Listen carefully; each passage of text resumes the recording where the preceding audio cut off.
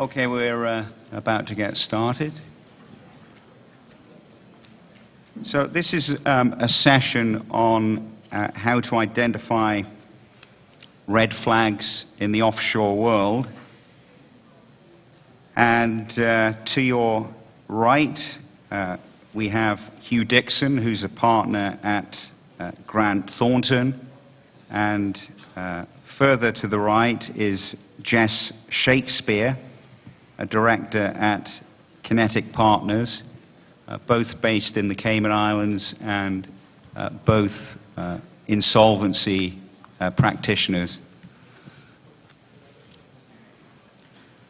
And the reason for me including this on the agenda is that huge amounts of money are lost each year in circumstances that I find typically very difficult to believe.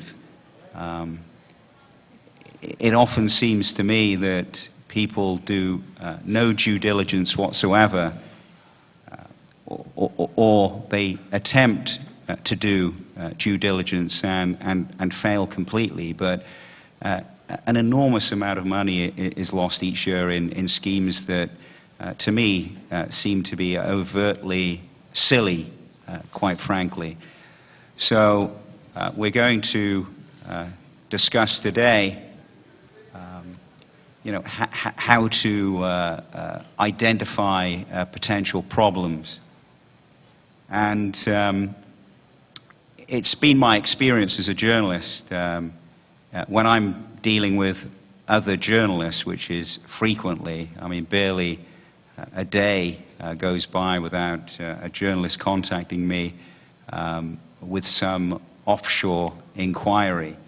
And it seems to me that all offshore jurisdictions are treated the same by many people, and anyone in the offshore world knows that within that world there are significant differences between jurisdictions in terms of courts, quality, professionalism, efficiency, telecommunications.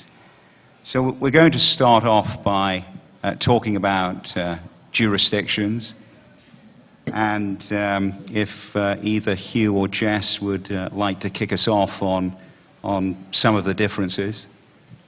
Well, I'll start, David. I mean, I think the title of this talk is actually quite an interesting one, which is how to identify red flags in the offshore world. It almost implies that the offshore world is somehow an inherently dangerous or dodgy place to do business. And the reality is that it's simply not. As David says, there's a hell of a difference between jurisdictions. Something like 80% of the world's hedge fund business, for example, goes through the Cayman Islands. A fair proportion of the world's trust business goes through other offshore jurisdictions. Not all offshore jurisdictions are inherently dodgy. I think one of the problems